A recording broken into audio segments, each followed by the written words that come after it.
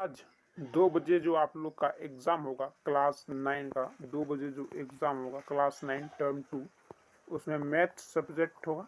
आज math subject है। तो आज के इस वीडियो में हम मैथ के इम्पोर्टेंट क्वेश्चन यानी कि VVI important question VVI subjective question लेकर आए हैं आप लोग के लिए। तो वीडियो के साथ बने रहें ताकि जितने में डाउट है आपके मन में वो क्लियर हो जाएगी। और चैनल पर नहीं है तो चैनल को सब्सक्राइब जरूर करें, क्योंकि वीडियो बहुत लोग देखते हो लेकिन चैनल को सब्सक्राइब नहीं करते हो। चैनल सब्सक्राइब करने से कोई दिक्कत नहीं है, आप लोग का ही फायदा है। वीडियो का नोटिफिकेशन सबसे पहले आपके पास पहुंचेगी। तो पहला क्वेश्चन है, एक चतुर्भुज के 3 कोण 100 डिग्री 70 डिग्री और 90 डिग्री है, इसका चौथा कोण ज्ञात करें।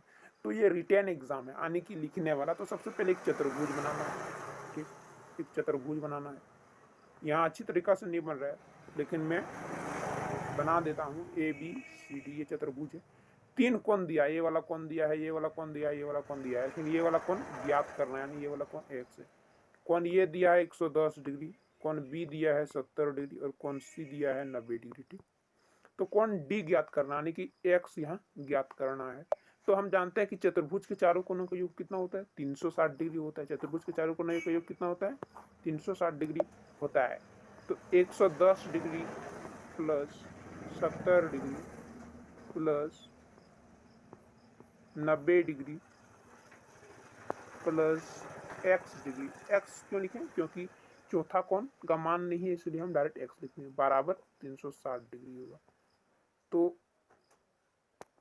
110 और 70 जोड़ेंगे तो कितना होगा 180, और 180 और 90 को जोड़ेंगे तो 270 होगा। कितना होगा 270। इस प्रकार 270 डिग्री प्लस एक्स डिग्री बराबर 360 डिग्री, ये समीकरण बन गया। अब यहाँ क्या करना है, या वाला चिन्ह देना, ये हो गया आ वाला चिन्ह, यहाँ एक्स को रखना है। ये इधर प्लस में है, उधर जाके यहाँ इसके साथ जाके घटेगा यानी कि माइनस में हो जाएगा। ठीक, तो x बराबर 360 डिग्री में से 270 डिग्री जब घटेगा, ठीक ना, 270 डिग्री घटेगा माइनस 270 डिग्री जब घटेगा तो कितना बचेगा, तो 90 डिग्री बचेगा। तो 90 डिग्री जो है बिल्कुल सही आंसर है, यानी कि कोण डी बराबर कितना है 90 डिग्री, यानी कि एक्स का मान कितना है 90 डिग्री। अगला क्वेश्चन, आकृति में यदि कोण बीओसी बराबर 60 डिग्री है तो कोण बीएसी का मान ज्ञात करें। बीओसी 60 डिग्री, जबकि यहाँ बीओसी यहाँ 60 डिग्री बोला लेकिन यहाँ 140 डिग्री दिया, मतलब ये क्वेश्चन ही गलत है। अगला क्वेश्चन की ओर चलते हैं डायरेक्ट। अगला क्वेश्चन, एक दी हुई किरण के प्रारंभिक बिंदु पर 30 डिग्री के कोण की रचना कीजिए। तो आज एग्जाम है और आज आप लोग को ज्योमेट्री बॉक्स लेके जाना है, यानी कि नटराज जिसको बोलते हैं हम क्षेत्रीय भाषा में, मैथमेटिक इंस्ट्रूमेंट लेके जाना है। वहां रचना करने की जरूरत पड़ेगी। क्या रचना का क्वेश्चन आएगा तो यहाँ 30 डिग्री प्रारंभिक बिंदु पर 30 डिग्री कोण की रचना करने बोल रहा है। तो चलिए हम रचना करते हैं 30 डिग्री कोण की रचना करने के लिए सबसे पहले आप लोग को एक प्रकार लेनी है और उसमें एक कट पेंसिल को सेट करनी है, जो कि यहाँ देखिए स्ट्रॉन्ग तरीका से सेट कर लेना है। उसके बाद एक स्केल लेनी है, ठीक ना, ये स्केल और एक चांद।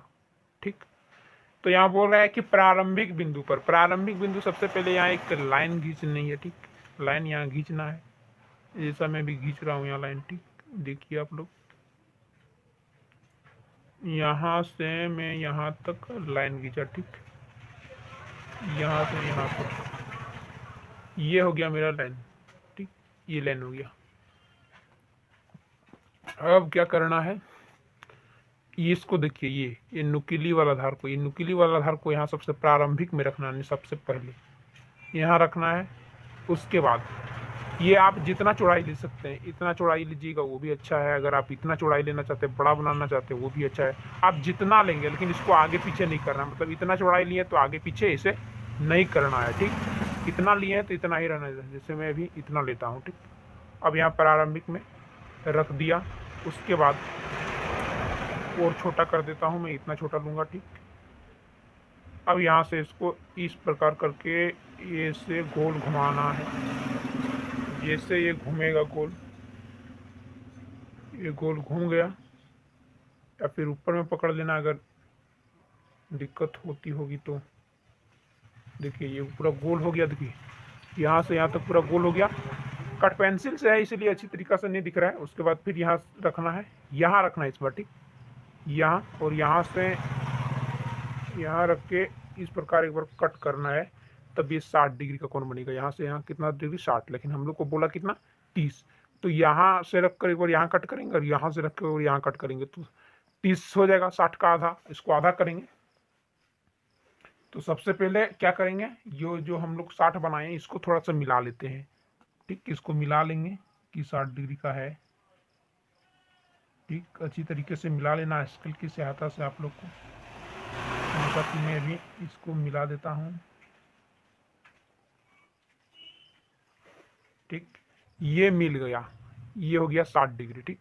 अब इसको क्या करना, थोड़ा थोड़ा मिटा देना है, यानी कि डॉट डॉट से मिलाना था लेकिन हम पूरा मिला दिए, इसीलिए थोड़ा थोड़ा मिटा देना है, यानी इसको कोमा कोमा से मिलाना था, ठीक। ये हुआ 60 डिग्री। अब इसका आधा करेंगे, और देखिए हम इतना चौड़ाई लिए थे, इतना चौड़ाई है, इसको आगे पीछे नहीं करना है। फिर यहाँ रखना है, ठीक, यहाँ रखना है, यहाँ, और यहाँ से एक बार इस प्रकार ए से कट लगाना है, फिर एक बार यहाँ रखना है इस प्रकार, यहाँ से एक बार ए से कट लगाना है, यहाँ कट हो गया। अब क्या करना, स्केल से लेके इसको सीधी तरीका से, एकदम सीधी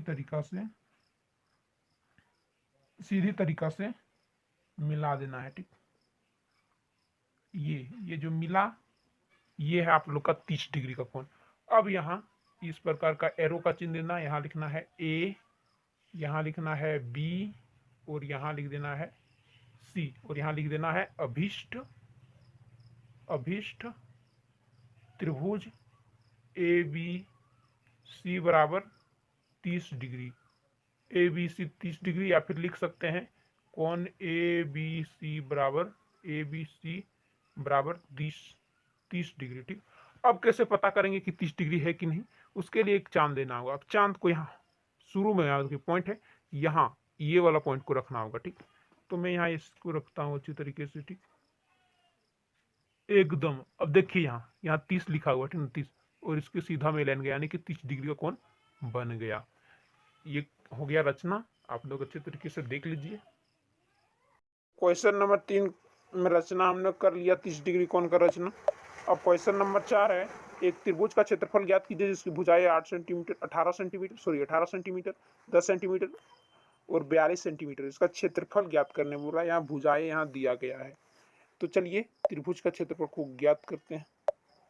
तो पहली भुजा को हम ए अक्षर द्वारा दिखाते हैं, छोटा ये, तो छोटा ये है 18 सेंटीमीटर, और दूसरी भुजा बी अक्षर द्वारा दिखाते हैं, ये 10 सेंटीमीटर दिया है। तीसरी भुजा सी अक्षर द्वारा 42 सेंटीमीटर। अब यहाँ त्रिभुज का क्षेत्रफल निकालने बोल रहा है, तो यहाँ हीरोन का सूत्र द्वारा हम निकालेंगे। तो उसके लिए सबसे पहले हमें एस का मान निकालना होगा, एस यानी कि अर्ध परिमाप। तो एस बराबर का सूत्र क्या है, एस बराबर सूत्र है ए प्लस बी प्लस सी बटे 2। तो ये हो गया एस। तो पहली भुजा ए अक्षर द्वारा दिखाते हैं, तो ए क्या है, ए का मान 18 सेंटीमीटर, तो यहाँ लिखेंगे 18, बी का मान 10, तो 10, सी का मान 42, तो 42 बटे 2। 18 और 10, 28 और 42 कितना होगा, हो जाएगा 70, ठीक, 70 बटे 2 यहाँ हम करते हैं, तो 70 बटे 2 करेंगे तो कितना आंसर आएगा, 70 बटे 2, 2 से काटेंगे तो इसको, तो ये 35 आएगा, कितना, 35 सेंटीमीटर आया एस का मान। एस का मान कितना आया, 35 सेंटीमीटर, ठीक है। अब यहाँ लिखेंगे त्रिभुज का क्षेत्रफल बराबर, उसका एक सूत्र है root s minus a s minus b s minus c. ये हीरोन का सूत्र द्वारा हम बना रहे हैं। तो यस के जगह हम यस का मान बैठेंगे, तो यस का मान कितना है 35, तो यहाँ लिखेंगे 35, फिर ब्रैकेट, फिर 35 माइनस ये कितना है 18, तो 18, फिर यस कितना है 35 माइनस बी कितना है 10, तो यहाँ 10, फिर 35, फिर माइनस सी कितना है 42, तो यहाँ 42 बैठाएंगे। लेकिन ये प्रश्न हमको लगता है गलती है, क्योंकि तीसरी भुजा यहाँ दिया है सी, तीसरी भुजा जो सी है वो 42 सेंटीमीटर है, और जबकि इसका हम एस निकालते हैं तो 35 ही आता है, यानी कि छोटा आता है। मतलब ये क्वेश्चन ही गलती है। अब ये क्वेश्चन को हम हल नहीं करेंगे क्योंकि क्वेश्चन ही गलती है। अगर यहाँ छोटा रहता तो ये घट सकता था, 35 में 18 घट जाएगा, 35 में 10 घट जाएगा, लेकिन 35 में 42 नहीं घटेगा, माइनस में आ जाएगा। माइनस में आ जाएगा, जबकि यहाँ 42 दे दिया है सी, इसलिए क्वेश्चन ही गलती है। अब चलते हैं अगला क्वेश्चन की ओर। मतलब क्वेश्चन नंबर 4 जो है ये गलती क्वेश्चन है, गलती क्वेश्चन है ये।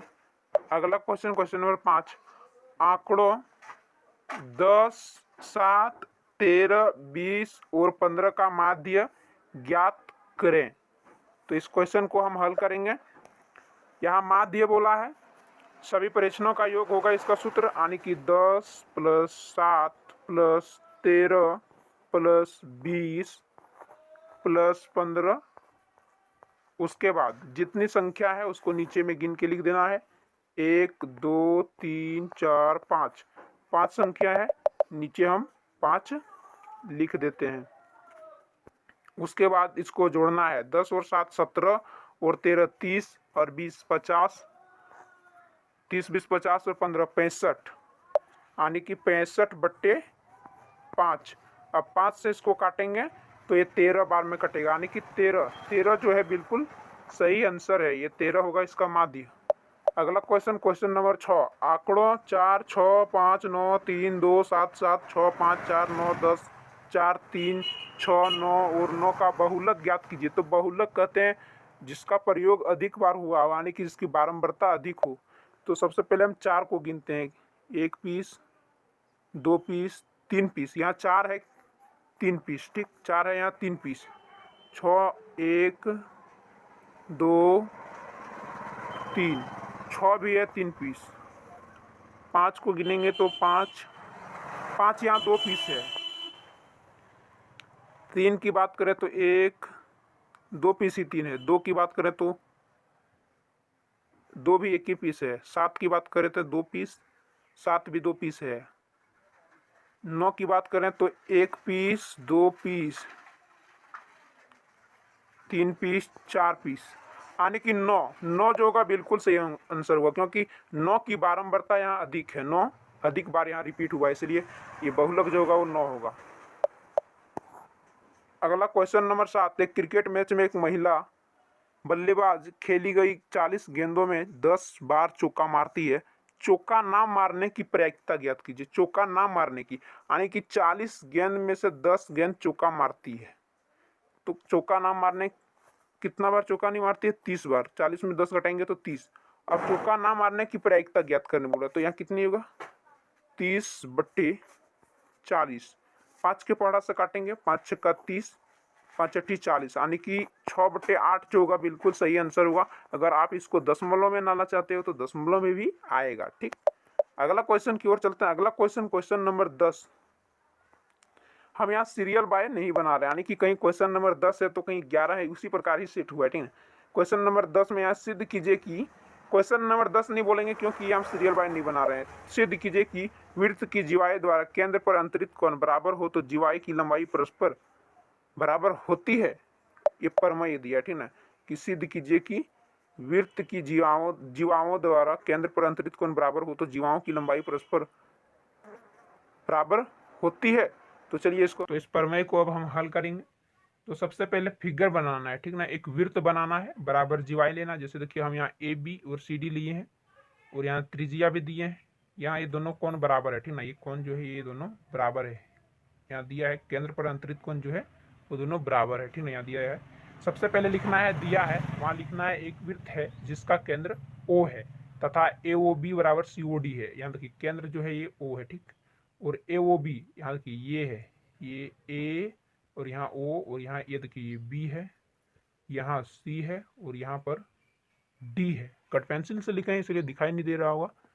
तो यहाँ देखिए AOB ये वाला कोण और COD ये वाला कोण दोनों यहाँ बराबर है, ये दिया हुआ है।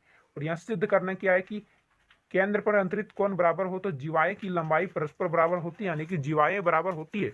यहाँ सिद्ध करना है AB बराबर CD है, तो यहाँ लिखें सिद्ध करना है AB बराबर CD। उसके बाद नीचे में लिखना है प्रमाण। फिर यहाँ लिखना है त्रिभुज AOB तथा त्रिभुज COD में, ये लिखना है। उसके बाद यहाँ लिखना है कि AO बराबर OC, ये ओ बराबर ओ सी, यानी कि यहाँ ये वाला लाइन और ये वाला लाइन दोनों बराबर है। क्यों बराबर है? तो वो त्रिज्या से, किससे बराबर है? वृत्त की त्रिज्या से। यहाँ त्रिज्या लिख देना है, ब्रैकेट में बंद करना है। उसके बाद लिखना है कौन ए ओ बी, यानी ए वाला कौन ए ओ बी बराबर कौन सी ओ डी, कौन सी ओ डी, ये दिया हुआ है, ठीक ना, प्रश्न में ही दिया हुआ है कि केंद्र पर अंतरित कोण बराबर है। तो ये वाला बराबर हो गया और ये वाला भुजा बराबर हो गया। एक कौन बराबर है, एक और भुजा बराबर करना है। तो ओ बी बराबर ओ डी होगा। क्या होगा? ओ बी बराबर ओ डी, यानी कि ये वाला भुजा और ये वाला भुजा बराबर होगा। यहाँ लिखना है त्रिज्या से, किससे? त्रिज्या से, त्रिज्या है। उसके बाद यहाँ देखिए ये भुजा है, भुजा को अंग्रेजी में साइड कहते हैं, साइड को हम एस अक्षर द्वारा दिखाते हैं, इसीलिए एस और एंगल यानी कि कौन एस ए एस से ये दोनों त्रिभुज श्रृंखसम होगा, यानी कि त्रिभुज ए ओ बी श्रृंखसम हो जाएगा त्रिभुज सी ओ डी, ये दोनों त्रिभुज श्रृंखसम हो जाएगा, ये दोनों त्रिभुज श्रृंखसम हो जाएगा। उसके बाद यहाँ लिखना है इसीलिए ए बी बराबर सी डी, ए बी बराबर सी डी क्यों लिखें? ये सी पी सी टी से हुआ, किससे? सी पी सी टी से, यानी कि सी पी सी टी कहते हैं कि श्रृंखसम त्रिभुज के संगत भुजा जो होते हैं बराबर होते हैं। यहाँ त्रिभुज ए ओ बी और त्रिभुज सी ओ डी यहाँ श्रृंखसम हो गया, तो इसके संगत भुजा यानी कि ए वाला भुजा, ठीक, ये वाला भुजा और ये वाला भुजा बराबर होगा।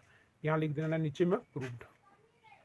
ये प्रमेय पूरा हल हो गया। अब चलते हैं अगला क्वेश्चन की ओर। तो ऊपर वाला क्वेश्चन हमने हल कर लिया, ठीक, प्रमेय जो था वो हमने हल कर लिया। ये ऊपर वाला सिद्ध कीजिए कि वृत्त की जीवाई द्वारा केंद्र पर अंतरित कोण बराबर हो तो जीवाई की लंबाई परस्पर बराबर होती है। ये क्वेश्चन हमने सिद्ध कर दिया। अगला क्वेश्चन है आकृति में कौन ए बी सी बराबर 69 डिग्री, देखिए यहाँ ए बी सी 69 डिग्री दिया है, कौन ए सी बी 31 डिग्री दिया है, तो कौन बी डी सी का मान ज्ञात करे। बी डी सी यानी कि बी डी, ये वाला बी डी सी, ये वाला कौन का मान ज्ञात करने यहाँ बोल रहा है।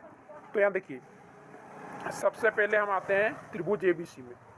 इस प्रकार बना हुआ है त्रिभुज एबीसी, इस प्रकार बना हुआ है। यहाँ देखिए इस प्रकार बना हुआ है त्रिभुज एबीसी, इसको हम उठा के यहाँ ले आए, ठीक। अब यहाँ देखिए ये लिखा है, वो यहाँ बी लिखा है, सी लिखा है, यहाँ दिया है 69 डिग्री और यहाँ दिया है 31 डिग्री। अब यहाँ हम क्या करेंगे, कौन ये का मान निकालेंगे, इसको हम x मान लेते हैं। 69 डिग्री और 31 डिग्री को जोड़ेंगे तो हो जाएगा 100 डिग्री, और त्रिभुज के तीनों अंतःकोणों का योग होता है 180 डिग्री। तो 180 डिग्री में से 100 डिग्री घटेगा, 180 डिग्री में से 100 डिग्री घटेगा। इस प्रकार 80 डिग्री जो होगा बिल्कुल कौन ए का मान होगा। कौन ए का मान क्या आया? 80 डिग्री। यहाँ ये कौन ए का मान आया 80 डिग्री, ठीक, 80 डिग्री कौन ए का मान आया। अब यहाँ लिखेंगे हम, चूंकि कौन बी डी सी बराबर है कौन बी ए सी का, बी ए सी मतलब अभी जो कौन निकाले वो, अब यहाँ लिखेंगे बी डी सी बराबर कौन बी ए सी। बी ए सी का मान हमने कितना निकाला अभी? 80 डिग्री। तो ये 80 डिग्री जो होगा बिल्कुल सही आंसर होगा। अब कैसे होगा? क्योंकि एक ही वृत्तखंड के कोण बराबर होते हैं, ये हो जाएगा इस प्रश्न का आंसर। देखिए यहाँ भी एक ही वृत्तखंड से बना है, 1 मिनट में दिखाता हूँ। यहाँ देखिए ये दोनों एक ही वृत्तखंड के कोण से बना है, यहाँ एक कोण बना है, एक यहाँ, तो ये दोनों कोण जो होगा बराबर होगा। जब ये वाला कोण 80 डिग्री है तो ये वाला कोण भी 80 डिग्री होगा, ये हो जाएगा इस प्रश्न का आंसर। अब चलते हैं अगला क्वेश्चन की ओर। अगला क्वेश्चन है यहाँ कि चक्रीय चतुर्भुज में यहाँ बी सी डी और ए बी बराबर ए सी है कि नहीं उसको यहाँ दिखाना है और ई सी डी ज्ञात कीजिए। तो सबसे पहले लिखना है, दिया है मैं ए बी सी डी एक चक्रीय चतुर्भुज है जिसके विकर्ण एक बिंदु ई पर प्रतिच्छेद करते, देखिए यहाँ बिंदु ई पर यहाँ प्रतिच्छेद करते हैं। यदि कोण डी बी सी बराबर 70 डिग्री, डी बी सी, देखिए मैं दिखाता हूँ डी बी सी, यहाँ ये डी बी सी यहाँ 70 डिग्री है, और बी ए सी, एक मिनट, बी ए सी यहाँ 30 डिग्री है। तो ज्ञात करना है बी सी डी यानी कि ये वाला कोण, ये वाला कोण यहाँ ज्ञात करना है। तो यहाँ हल में लिखना है, चूंकि कोण बी ए ई तथा कोण डी ए ई एक ही वृत्तखंड के कोण है, यानी कि अभी भी मैंने आप लोग को बताया थोड़ी देर पहले, कोण बी ए ई BAE ये वाला कौन, और DAE ये वाला कौन, एक ही वृत्तखंड के कौन है, DA, एक मिनट, DAE एक ही वृत्तखंड के कौन है, यानी कि DAE ये वाला कौन और ये वाला कौन एक ही वृत्तखंड के कौन है। इसीलिए दोनों बराबर होगा। जब BAE 30 डिग्री तो DAE भी कितना होगा, DAE 30 डिग्री तो BAE भी 30 डिग्री है तो DAE भी 30 डिग्री होगा। इस प्रकार चूंकि कौन BAD दो कौन बनता है, BAD में दो कौन बनता है, देखिए BAD में दिखाता हूँ आप लोग को, BAD यहाँ देखिए BAD यहाँ दो कौन बनता है, एक इस प्रकार है, एक यहाँ कौन बना है, एक यहाँ कौन बना है। तो पहला कौन जो है वो है 30 डिग्री का, तो दूसरा कौन भी 30 डिग्री, तो दोनों मिलकर 60 डिग्री हो गया। अब यहाँ लिखना है चूंकि ABCD एक चक्रीय चतुर्भुज है तो कौन BAD प्लस BCD बराबर 180 डिग्री होगा, क्योंकि चक्रीय चतुर्भुज के सम्मुख कौन बराबर होते हैं, इसलिए कोनों का योग जो होता है वो कोना का योग 180 डिग्री होता है। ये यहाँ लिख देना, चक्रीय चतुर्भुज के सम्मुख कोनों का योग 180 डिग्री होता है। तो BAD हमने निकाला 60 डिग्री और BCD ज्ञात करना है, तो 60 में से 180 में से 60 घटेगा तो 120 डिग्री जो होगा बिल्कुल सही आंसर होगा। अगला क्वेश्चन, दर्शाइए कि एक त्रिभुज की एक माध्यिका उससे बराबर क्षेत्रफल वाले दो त्रिभुजों में विभाजित करता है। तो सबसे पहले क्या लिखना है, दिया हुआ में लिखना है ABC एक त्रिभुज है जिसमें AD एक माध्यिका है। उसके बाद लिखना है सिद्ध करना में एरिया ऑफ ABD यानी कि क्षेत्रफल ABD और क्षेत्रफल ACD बराबर है। यहाँ रचना की है, रचना AE लंब BC खींचा, किया AE लंब BC खींचा, यहाँ ये देखिए रचना की है। प्रमाण में लिखना है चूंकि AD यहाँ देखिए AD जो ये है ये त्रिभुज ABC का, ये देखिए त्रिभुज ABC का माध्यिका है, इसीलिए जब ये माध्यिका है तो ये वाला भुजा और ये वाला भुजा बराबर होगा। तो BD बराबर CD लिखे और इसको समीकरण 1 मान लिए, ठीक। उसके बाद यहाँ त्रिभुज ABD में आए, त्रिभुज ABD यहाँ दिखाता हूँ मैं आप लोग को, ABD ये वाला त्रिभुज में आए। त्रिभुज ABD में एरिया ऑफ ABD बराबर 1/2 BD गुने AE। क्यों लिखे, क्योंकि त्रिभुज का जो क्षेत्रफल होता है कितना होता है, 1/2 आधार गुना ऊंचाई होता है, ये होता है आधार गुना ऊंचाई। तो यहाँ आधार कौन है BD और ऊंचाई कौन है AE, ये आधार है और यहाँ ये देखिए ये ऊंचाई है। 1 मिनट में दिखाता हूँ, ये आधार है और ये ऊंचाई है, सेम यहाँ लिखे वही। तो 1/2 BD गुना AE, फिर लिखें 1/2 CD क्यों लिखें, क्योंकि समीकरण 1 से BD के बराबर CD है, इसलिए यहाँ डायरेक्ट CD लिखें गुने AE, समीकरण 1 से ये हो गया समीकरण 2। अब फिर उसी तरह ये त्रिभुज में, त्रिभुज ACD में, इसमें त्रिभुज ACD में सेम इसी प्रकार की है, इसका जो आधार है वो CD है और ऊंचाई जो है वो AE है, तो सेम उसी प्रकार की है। तो ये समीकरण 3 हो गया। अब समीकरण 2 तथा 3 से, समीकरण 2 तथा 3 से हम क्या देखते हैं, देखिए समीकरण 2 में एरिया ऑफ ABD और एरिया ऑफ ACD ये दोनों बराबर है, क्योंकि यहाँ भी CD गुना AE है, यहाँ भी CD गुना AE, सिर्फ दोनों कैंसिल हो जाएगा और ये दोनों बराबर हो जाएगा। इस प्रकार एरिया ऑफ त्रिभुज ABD बराबर एरिया ऑफ त्रिभुज ACD बराबर हो जाएगा। अगला क्वेश्चन की ओर चलते हैं। अगला क्वेश्चन नहीं है, टॉपिक है, यानी कि परिसर किसको कहते हैं। कल के वीडियो में आप लोग को बताया था कि परिसर के बारे में बताएंगे, बट नहीं बता सका मैं। तो परिसर किसको कहते हैं, किसी आंकड़े के अधिकतम और न्यूनतम मानों के अंतर को परिसर कहते हैं, यानी कि परिसर बराबर क्या होगा, अधिकतम मान माइनस न्यूनतम मान, ठीक। जैसे यहाँ परिसर निकालने बोल रहा है 95, यहाँ देखिए सबसे अधिकतम कितना है 95, सबसे न्यूनतम कितना है 25, तो 95 25 घटेगा तो 70 आंसर होगा, इसी को कहते हैं परिसर। वर्ग माप कहते हैं ऊपरी वर्ग सीमा और निम्न वर्ग सीमा के अंतर को वर्ग माप कहते हैं। जैसे इसका सूत्र है वर्ग माप बराबर ऊपरी वर्ग सीमा माइनस निम्न वर्ग सीमा, दोनों का घटाना। वर्ग चिन्ह की ओर, वर्ग चिन्ह दोनों जुड़ता है, यानी कि ऊपरी वर्ग सीमा और निम्न वर्ग सीमा के माध्य को, यानी कि दोनों को जोड़ के 2 से भाग देना ही क्या कहलाता है, वर्ग चिन्ह कहलाता है। अगला है माध्य किसको कहते हैं, सभी परीक्षणों के योग को कुल परीक्षणों की संख्या से भाग देने पर माध्य प्राप्त होता है। इसे x के पावर ये, ठीक, समतल द्वारा दर्शाया जाता है। और माध्य बराबर देखिए, माध्य बराबर क्या होता है, सभी परीक्षणों का योग बटे कुल परीक्षणों की संख्या। यानी कहने का मतलब मेरे पास 5 है, 6 है, 7 है या 8 है, 15 है, 20 है, 15 है, तो हमको बोलेगा इस सबका माध्य निकालो। तो यहाँ देखेंगे इस सबको सबसे पहले सबको जोड़ेंगे, 5, 6, 7 या 8 और 15 को जोड़ेंगे। उसके बाद कितना संख्या है, तो एक संख्या, दो संख्या, तीन संख्या, चार संख्या, पाँच, तो 5 से भाग दे देंगे, और जो कटेगा वही हो जाएगा माध्य। उसी को कहते हैं माध्य। एकदम आसान भाषा में समझना है आप लोग को, परीक्षा में आएगा तो लिख दीजिएगा माध्यक। माध्यक किसको कहते हैं? तो माध्यक दो प्रकार का होता है। एक, अगर उस सम संख्या रहे तो बीच वाला, जैसे यहाँ देखिए 155, 160, 145, 149, 150, 147, 152, 144, 148 यहाँ है।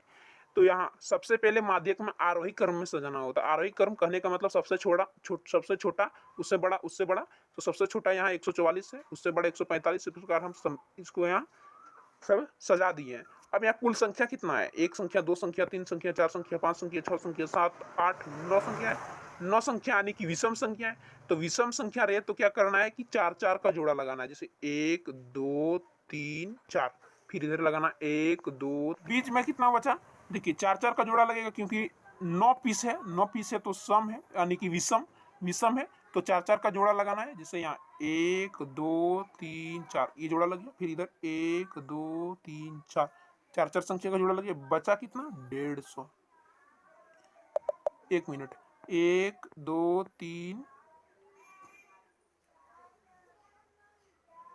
4, फिर एक यहाँ लगाया जोड़ा, ठीक है, यहाँ लगाना है 1 2 3 4। तो बचा कितना? यहाँ 149। फिर यहाँ 1 2 3 4 का यहाँ जोड़ा लग गया, तो 149 जो बचा यही हो जाएगा माध्यक। अगर सम संख्या रहता तो बीच में जो 2 पीस बचता है उसको जोड़ के 2 से भाग देते हैं। जैसे यहाँ 148 और 149 है, तो सम संख्या रहता तो क्या करते हैं? 148 प्लस 149 बट्टे 2 करते हैं। जब इसको हल करते हैं जो आता मान वही हो जाता माध्यक। जबकि यहाँ विषम संख्या है, विषम संख्या रहे तो जोड़ा लगाना है। जैसे यहाँ 9 संख्या है तो 4-4 का जोड़ा लगाएं, 4-4 का यहाँ जोड़ा लगाएं, फिर इधर 4 का जोड़ा लगाएं, बीच में एक बचा, वही हो गया इस प्रश्न का आंसर। इसको कहते हैं माध्यक। अब बहुलक किसको कहते हैं? बहुलक जो जिसकी बारंबारता अधिक होती, जो सबसे अधिक बार प्रयोग होती है। जैसे यहाँ देखिए 9 यहाँ सबसे आरोही क्रम में सबसे पहले सजा लेना। आरोही क्रम मतलब सबसे पहले सबसे छोटा लिखना है, उससे बड़ा, उससे बड़ा, उसी को आरोही क्रम कहते हैं, ठीक ना। यहाँ 9 की बारंबारता अधिक, यानी 9 यहाँ अधिक बार आया है, इसीलिए 9 जो होगा बहुलक होगा। जो अधिक बार आएगा वही होगा बहुलक, ठीक। अधिक बार जो आएगा वही हो जाएगा बहुलक। तो आज की इस वीडियो के लिए इतना ही।